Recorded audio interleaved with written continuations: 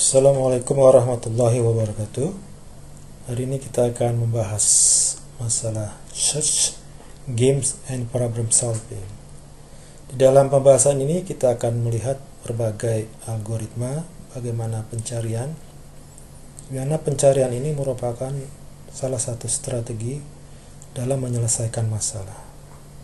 Ada beberapa hal yang akan dibahas di dalam teknologi pencarian ini.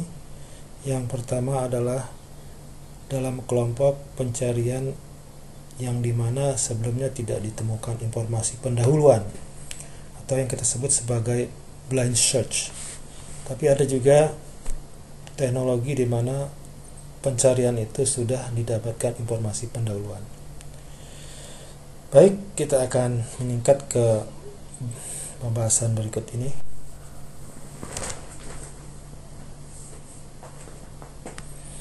Perhatikan di dalam gambar ini adalah gambar sebuah pohon pencarian.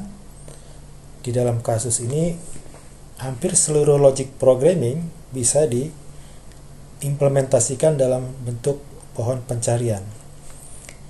Perhatikan di dalam contoh ini ada 14 kedalaman, 14 level kedalaman, di mana pada salah satu ujung cabang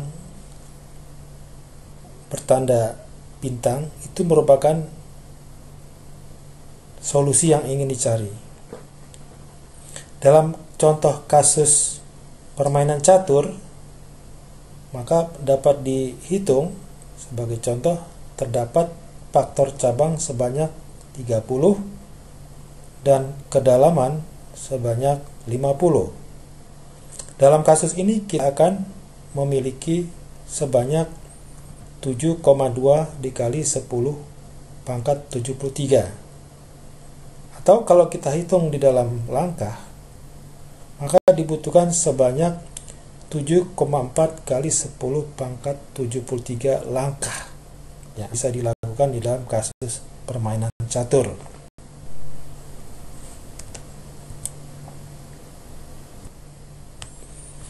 Pada kasus tersebut, mari kita umpamakan terdapat 10.000 komputer, kemudian masing-masing komputer itu memiliki kemampuan melakukan inferensi sebanyak 1 miliar inferensi per detik.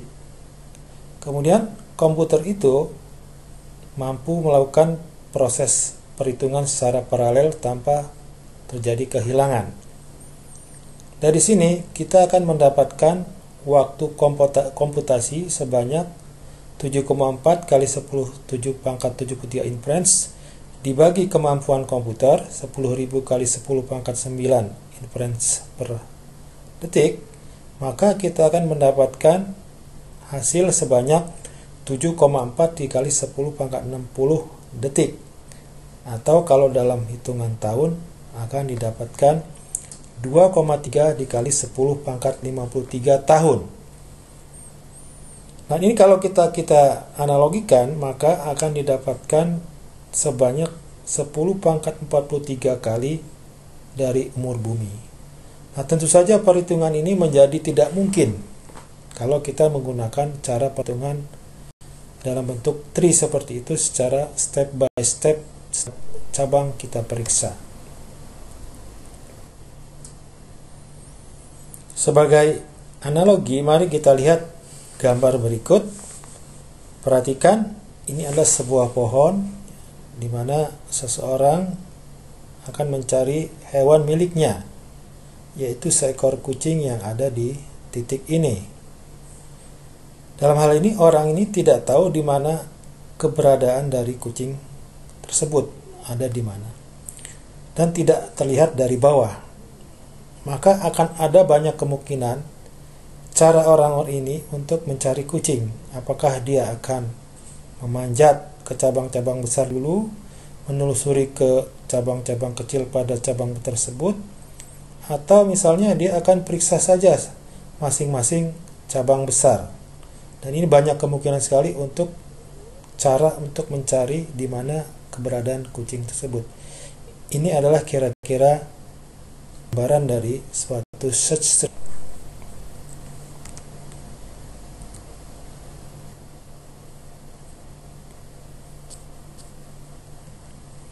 Yang jadi pertanyaan adalah, kalau kita lihat dari contoh permain catur tadi, kenapa banyak sekali pemain catur yang handal? Ya. Padahal kalau kita lihat tadi, untuk menelusuri satu persatu kemungkinan, itu dibutuhkan bertahun-tahun untuk dapat membacanya. Tetapi kenapa seorang manusia, sebagai contoh pemain catur, bisa mencari solusi yang tercepat dari suatu kasus yang ada? Itu jadi pertanyaan. Yang kedua, kalau kita lihat dari suatu persoalan matematik, kita akan melihat banyak sekali ahli matematik yang dapat mencari suatu kesimpulan dari suatu proposisi, di mana padahal kemungkinannya sangat besar, tapi dia dapat melakukan suatu pembuktian dengan sangat cepat, melakukan suatu shortcut di dalam menjawab pertanyaannya. Ini adalah pertanyaan. Sebagai contoh, sekarang kita akan melihat kasus permainan di dalam permainan anak-anak. Kalau Anda masih ingat, mungkin pada zaman Anda tidak ada ini, tapi di zaman saya ada, yang disebut dengan Edge Puzzle, di mana ada permainan kotak yang terdiri dari 3x3. Di dalamnya ada kotak-kotak yang berisi angka 1 sampai 8. Nah, dalam kasus ini bisa dalam keadaan random, jadi segala angka bisa berada di sembarang posisi. Kemudian disebut sebagai starting state atau keadaan awal. Yang di sebelah kanan ini adalah yang disebut sebagai goal state atau akhir dari keadaan yang akan diinginkan. Nah, dalam hal ini ada banyak kemungkinan cara untuk mencapai posisi awal seperti ini hingga menjadi posisi akhir seperti ini, yaitu dengan cara menggerak-gerakkan angka yang ke tempat kosong dan menggeser satu persatu sehingga tersusun keadaan yang diinginkan.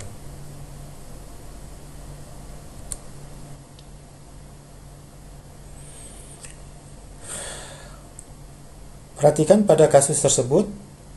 Dalam kasus ini kebetulan angka 1 di atas kiri atas, kemudian pada baris 1 kolom kedua kosong, titik ini kosong, kemudian angka 2 di ujung pojok kanan.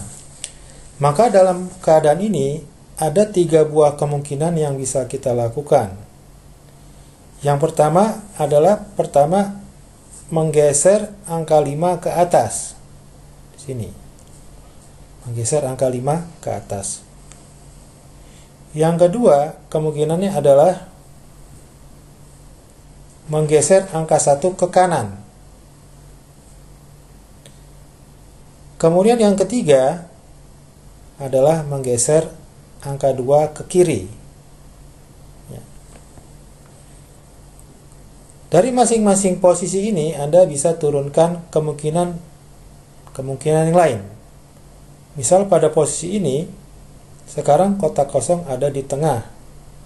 Berarti ada 4 kemungkinan yang bisa dilakukan. Yang pertama mungkin menggeser ke tempat semula. Artinya angka 5 turun lagi. Yang kedua, mungkin menggeser angka 3 ke tengah. Yang keempat, mungkin menggeser angka 8 ke atas. Yang berikutnya mungkin menggeser angka 4 ke kanan. Dan kita lihat pada kasus ini ada 2 kemungkinan.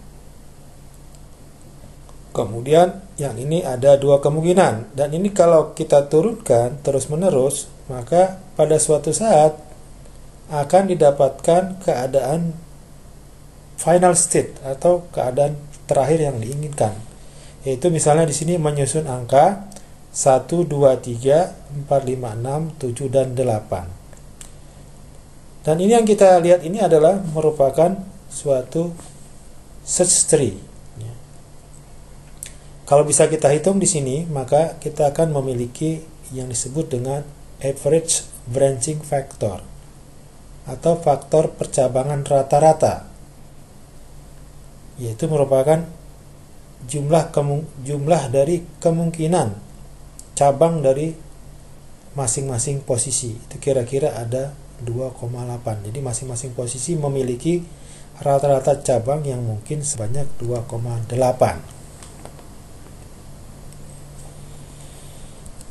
Kalau kita teruskan pohon ini, kita turunkan, kita akan mendapatkan gambaran pohon yang lebih dalam lagi. Dan kita akan mendapatkan average branching factor yang berubah, ya. Itu kira-kira dapatnya 1,8. Jadi kemungkinan masing-masing keadaan memiliki rata-rata 2 kemungkinan cabang. Nah, dalam hal ini dari salah satu jalur yang ditempuh, perhatikan dari sini, kemudian ke sini, kemudian ke sini, dan ke sini. Ini merupakan jalur di mana ditemukan solusi. Jadi solusi itu jalurnya di situ. Ya. Sedangkan tempat lain tidak ditemukan solusinya. Sebelum lebih lanjut, kita akan membahas beberapa definisi penting di dalam search problem. Yang pertama yang disebut dengan state. State merupakan deskripsi dari keadaan dunia di mana suatu agen menemukan dirinya sendiri, atau disebut dengan menyadari posisi pada suatu keadaan tertentu. Sebagai contoh, di dalam kondisi permainan tadi, kotak kosong berada di baris berapa, kolom berapa. Itu adalah state. Kemudian ada yang disebut dengan starting state. Starting state merupakan suatu keadaan awal di mana suatu agen mulai melakukan proses pencarian. Kemudian ada yang disebut sebagai goal state, yaitu suatu keadaan di mana sebuah agen itu berhenti mencari karena sudah menemukan solusi yang dicari. Kemudian ada yang dimaksud dengan action atau aksi, di mana merupakan semua kemungkinan diperbolehkan suatu agen untuk melakukan suatu gerakan. Sebagai contoh, misalnya di dalam permainan tadi itu bergerak ke kiri ke kanan atau ke atas ke bawah. Kemudian ada lagi yang disebut sebagai solution atau solusi, yaitu merupakan jalur di mana dalam search tree itu ditemukan dari awal keadaan atau starting state ke goal state, jalur yang menghubungkan antara starting state mencapai goal state. Kemudian ada yang disebut sebagai cost function atau fungsi biaya. Setiap aksi di dalam pergerakan tadi membutuhkan suatu cost. Ini disebut sebagai cost function. Kemudian ada yang disebut sebagai state space. State space ini adalah himpunan keadaan atau seluruh kemungkinan yang ada di dalam suatu problem tersebut.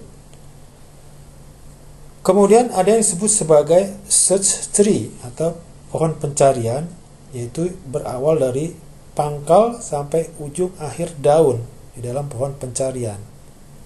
Ini adalah beberapa definisi penting di dalam kita mempelajari search problem. Sekarang kita lihat dalam kasus tadi, dalam kasus permainan edge puzzle, maka ada beberapa yang bisa kita state di dalam, nyatakan di dalam permainan ini, dalam kasus edge puzzle. Yang pertama yang disebut dengan state dalam permainan edge puzzle merupakan matriks 3x3 yang kita sebut S, ya, dengan nilai masing-masing 1 sampai 8. Sedangkan 1 adalah suatu kotak kosong. Kemudian yang kedua yang disebut sebagai starting state. Ini adalah segala macam kombinasi angka yang bisa kita acak di dalam permainan tersebut. Selanjutnya disebut dengan goal state. Ini merupakan suatu keadaan tertentu yang kita anggap sebagai akhir dari permainan. Dalam hal ini kita bisa menyatakan misalnya permainan tersebut berakhir jika tersusun angka 1, 2, 3 hingga 8 sampai berurut. Tapi bisa saja kita misalnya mau menyatakan permainan selesai jika angkanya terbalik, misalnya 8, 7, 6, dan seterusnya. Ini bisa disebut sebagai goal state. Kemudian yang berikutnya disebut sebagai aksi atau action. Action ini merupakan gerakan ya dari masing-masing kotak tersebut. Jadi bisa gerakan ke kiri, gerak ke kanan, atas atau bawah. Kemudian yang disebut sebagai cost function. Dalam permainan tersebut, kebetulan cost function artinya bernilai 1. Ongkos untuk bergerak ke atas atau ke bawah, ke samping, kiri atau kanan sama saja. Kemudian yang berikutnya adalah disebut sebagai state space. Jadi semua kemungkinan yang mungkin ada di dalam permainan tersebut. Kalau kita gambarkan, ada banyak sekali pohon yang bisa kita turunkan dari suatu keadaan. Dari sana kita akan membahas beberapa definisi penting yang lain yang akan kita gunakan di dalam pembahasan mengenai search tree. Yang pertama adalah yang disebut sebagai branching factor. Branching factor ini adalah sebagai jumlah successor state. Jadi jumlah successor state artinya keadaan yang menyusul dari suatu keadaan tersebut. Dalam hal ini disimbolkan sebagai B. Kemudian apa yang disebut sebagai effective branching factor, yaitu adalah suatu kedalaman di mana total node yang didefinisikan sebagai branching factor, ya, di mana tree-nya memiliki constant branching factor, artinya masing-masing memiliki kedalaman yang sama. Ya. Ini adalah effective branching factor, artinya bisa kita katakan sebagai rata-rata branching factor dari masing-masing suatu keadaan kira-kira memiliki berapa percabangan. Definisi yang lain adalah yang disebut sebagai algoritma yang komplit. Apa yang dimaksud dengan algoritma yang komplit adalah jika algoritma itu dapat mencari solusi untuk seluruh problem yang memang ada jawabannya, akan disebut sebagai algoritma yang komplit. Sebaliknya, jika suatu algoritma yang komplit berakhir tanpa menemukan suatu solusi. Sekarang perhatikan kasus berikut ini. Ini adalah gambar peta Jerman. Peta antar kota di Jerman. Contohnya adalah jarak terdekat antara suatu kota A ke kota B. Sebagai contoh, kota Frankfurt di kiri atas itu memiliki jarak 85 km ke kota Mannheim di sebelah selatannya, dan memiliki jarak 111 km ke kota Würzburg. Nah, ini merupakan, dalam kasus ini kita anggap sebagai cost function. Jadi jarak merupakan sebagai cost function. Pada kasus peta Jerman tersebut, maka kita bisa nyatakan di dalam konsep search problem, ya, yang dimaksud dengan state dalam kasus tersebut adalah suatu kota di mana seorang traveler berada. Jadi posisi awal dari suatu, maksud saya posisi di mana saja seorang berada atau seorang traveler berada di suatu kota. Ini adalah suatu state. Yang kedua ini disebut sebagai starting state. Jadi starting state ini adalah posisi awal, sedangkan state adalah semua kota tersebut adalah suatu state, masing-masing kota. Kalau starting state adalah suatu kota di mana posisi awal dari seorang berada.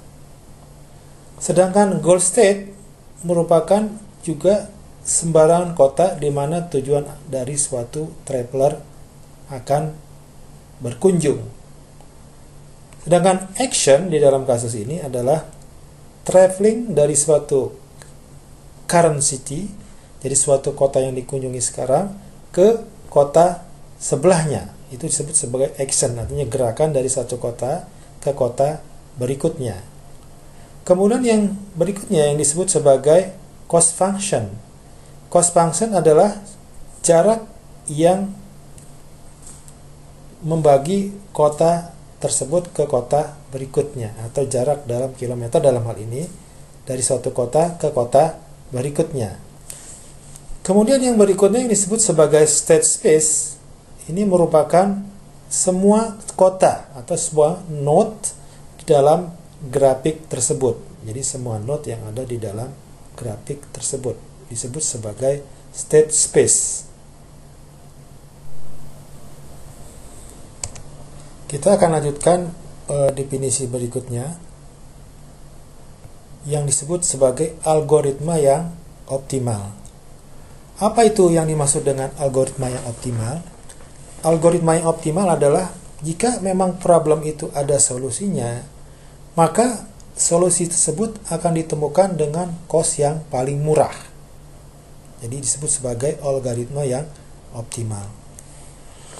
Kemudian dari kasus Edge-Puzzle, suatu problem dikatakan problem yang deterministik jika suatu aksi itu akan menghasilkan aksi lanjutan yang tetap.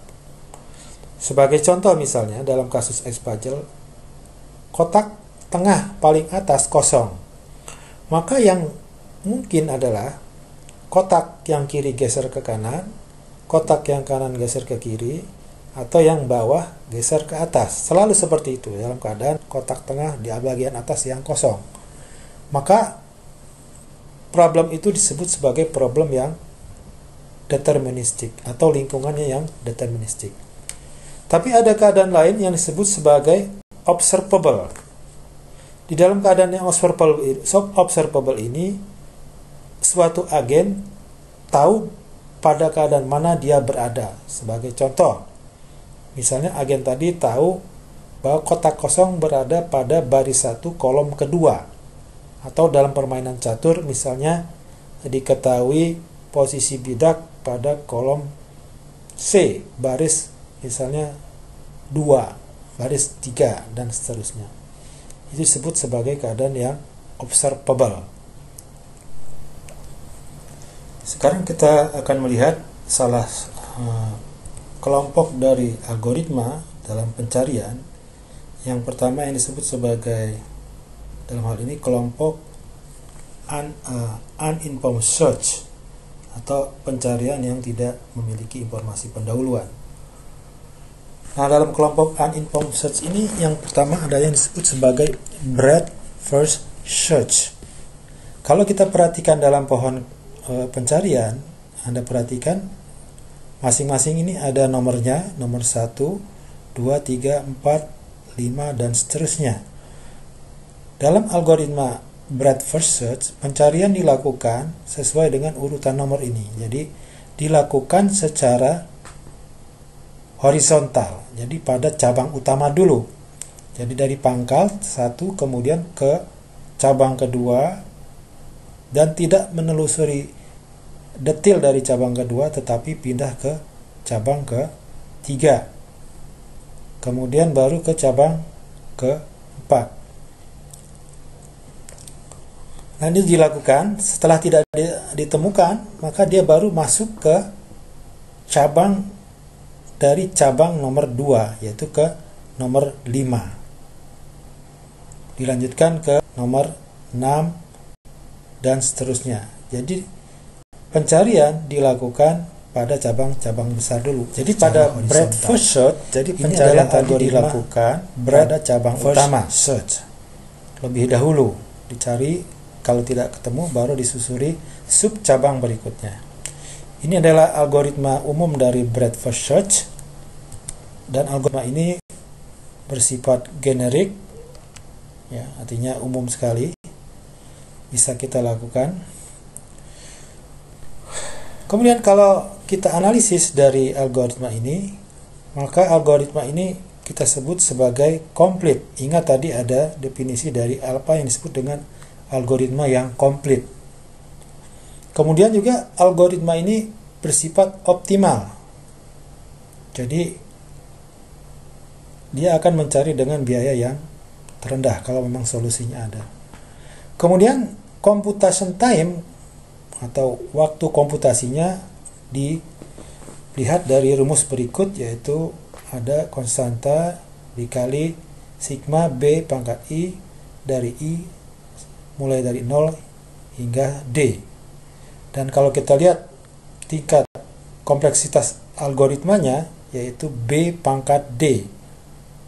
Ini sebanding juga dengan memori space yang dibutuhkan, yaitu B pangkat D. Ini adalah analisis algoritma dari breadth first search. Algoritma lain dari uninformed search adalah yang disebut dengan depth first search. Kebalikan dengan breadth first search, di dalam depth first search ini pencarian tidak dilakukan mengutamakan cabang utama, tapi masing-masing cabang diperiksa sampai detil. Sebagai contoh, cabangnya nomor 1 ini memiliki cabang utama 2, 3, dan 4. Maka yang akan dilakukan adalah dia akan memeriksa cabang nomor 2. Cabang nomor 2. Dan tidak dilanjutkan ke cabang nomor 3 dan 4. Tetapi dia akan menyusuri isi dari cabang nomor 2. Nah, dalam hal ini dia akan bergerak ke cabang nomor 5. Kemudian diperiksa dari cabang 5 ini masing-masing isinya apa, yaitu pada node 9, 10, dan 11. Kemudian kalau sudah selesai dari node nomor 11, maka dia akan berpindah ke node nomor 6. Ke node nomor 6 di sini. Nah, dari node nomor 6 ini dia akan masuki detil dari node nomor 6, yaitu ke node 12, 13, dan 14. Kalau sudah habis, memang tidak ada sub cabang di 12, 13, 14, maka dia baru lompat ke cabang yang setara dengan node nomor 6. Jadi dia akan menyusuri detil masing cabang utama ke ujung-ujungnya sekali, bahkan berbalik ke atas. Ini adalah cara kerja dari algoritma depth first search. Berikut algoritma generik dari depth first search.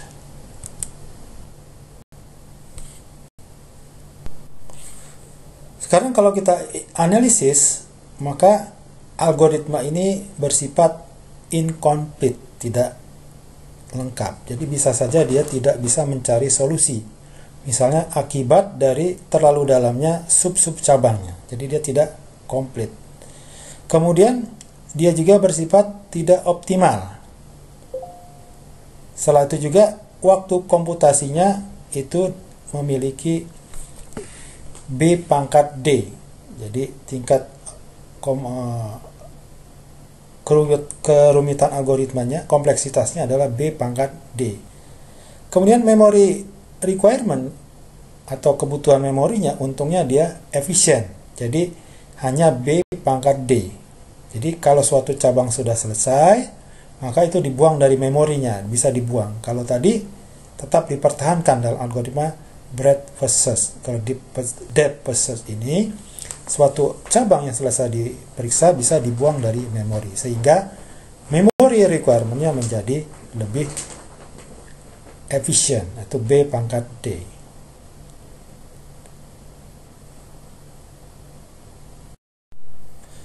Algoritma tadi yang depth first search, maaf tadi ada kesalahan, jadi kebutuhan memorinya dia bukan B pangkat D tapi B kali D, jadi lebih efisien.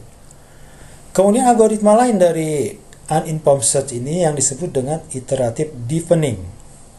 Pada iterative deepening ini sebenarnya merupakan kira-kira gabungan dari algoritma breadth first search dan depth first search. Jadi dia akan melakukan pencarian secara menyeluruh per kedalaman. Misalnya pada level 1. Kemudian kalau tidak ditemukan, baru dia tingkatkan level kedalamannya menggunakan gabungan dari breadth first dan depth first search. Kalau tidak ketemu lagi, baru meningkat ke kedalaman seterusnya sampai dicapai suatu solusi yang ingin ditemukan. Tercapai, maka dia akan berhenti memperdalam pencarian. Ini adalah algoritma dari iterative deepening. Algoritmanya kalau kita tulis ini secara generik, algoritma dari iteratif deepening. Kalau kita analisis, maka algoritma ini akan bersifat komplit, kemudian juga cost-nya juga optimal, kemudian computation time-nya itu adalah B pangkat D, dan untungnya memory requirement-nya mirip dengan depth first search, yaitu B kali D. Jadi memory requirement-nya sangat efisien.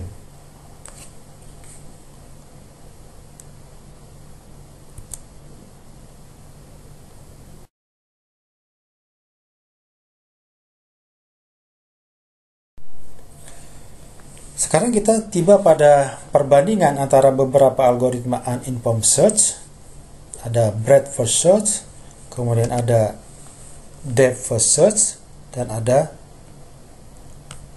iterative deepening. Yang dibandingkan adalah yang pertama, yaitu complete-nya, seberapa komplit algoritmanya. Kalau kita lihat, breadth first search merupakan algoritma yang komplit. Begitu juga depth first search, maksud saya iterative deepening. Kecuali depth first search, ini merupakan algoritma yang tidak komplit. Kemudian dari cost-nya, dari optimal atau tidaknya, maka baik algoritma breadth first search, kemudian iterative deepening merupakan algoritma yang optimal, kecuali algoritma depth first search. Untuk computation time, waktu komputasinya, maka hampir semuanya ini baik iterative deepening, maksud saya untuk computation time, breadth first dan depth first search itu memiliki kesamaan, yaitu B pangkat D. Pada depth first search ini, maksud saya pada iterative deepening juga masih sama dengan breadth first search, yaitu B pangkat D. Jadi hampir semua algoritma uninformed ini memiliki computation time-nya yang mirip saja, yaitu B pangkat D. Yang terakhir yang kita bandingkan adalah yang disebut dengan dalam penggunaan memori. Dalam hal ini, breadth first ini rakus memori, yaitu B pangkat D. Sedangkan depth first search dan iterative deepening, dia memiliki efisiensi memori yang lebih baik, yaitu B kali D. Jadi bisa kita simpulkan di sini dari 4 buah atau 3 yang kita bahas ini, iterative deepening memiliki keunggulan ya, dari sisi completeness-nya, dari optimalnya, kemudian dari memory use. Jadi kalau kita suruh milih uninformed search, maka kita bisa simpulkan algoritma iterative deepening merupakan algoritma yang paling baik untuk kasus searching dalam hal uninformed search.